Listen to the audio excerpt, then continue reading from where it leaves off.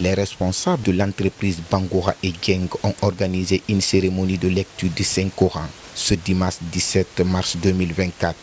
L'objectif de cet événement était le lancement officiel de leur entreprise de construction située à Ansoumania Plateau dans la commune urbaine de Duérika. Cette société opère dans le domaine de la construction de bâtiments. Le directeur général de la dite société nous parle de leur entreprise. Aujourd'hui, on est là par rapport à l'inauguration de la direction générale qu'on vient de faire avec le début.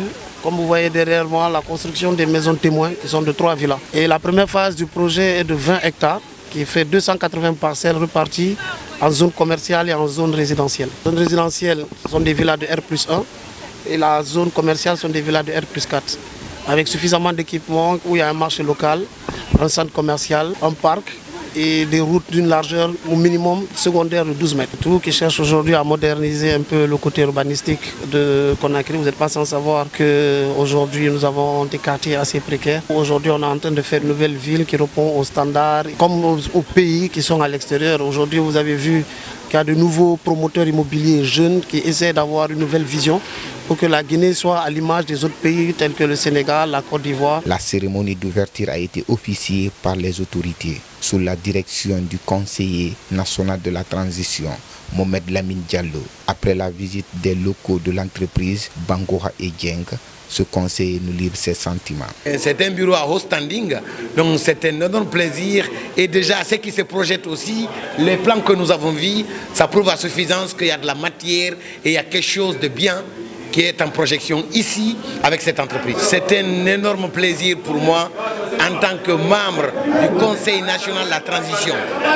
Et je suis très heureux de la confiance de la première autorité, le général de corps d'armes, le général Mamadi Doumbouya, et aussi du ministère de l'Habitat, de porter confiance à cette entreprise pour faire des villas ici. Si ceci réussit, c'est un bien pour permettre à chaque Guinéen d'avoir un toit. Le représentant du bureau des ressortissants de Dinguiraï était ému de voir cette belle initiative venant d'un fils de Dinguiraï.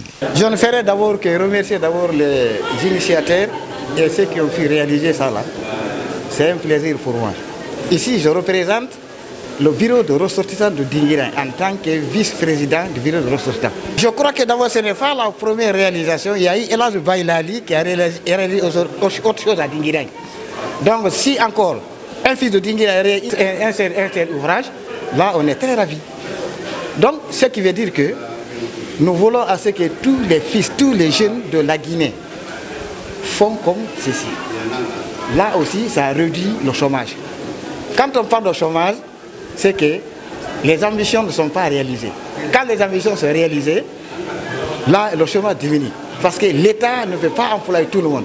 Mais en fonction de ces réalisations, je crois que maintenant, là, il y a la diminution du chômage. Le ministère des Affaires étrangères a été représenté par l'un de ses directeurs généraux qui a félicité l'initiateur de ce projet. C'est un réel plaisir d'abord. Je voudrais profiter de l'occasion au nom de mon département pour féliciter M. Dieng pour cette initiative heureuse. Et il vous souviendra que le département des Affaires étrangères que j'ai l'honneur de représenter ici a signé une convention dans le cadre de l'accompagnement de notre diaspora, qui est une priorité du gouvernement, une priorité de son Excellence M. le Président de la République, dans le cadre de la prise en charge de leurs besoins, de leur situation dans le cadre de l'habitat et des logements sociaux.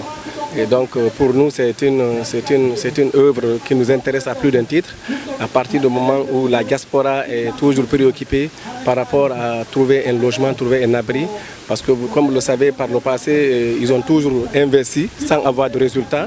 Donc nous espérons avec cette convention avec BDD, nous pourrons désormais gérer notre diaspora en l'accompagnement à obtenir un toit pour chaque citoyen qui le désirerait l'avoir. Il est à noter que la cérémonie s'est clôturée par le partage des vivres aux invités et une visite sur l'un des sites de construction.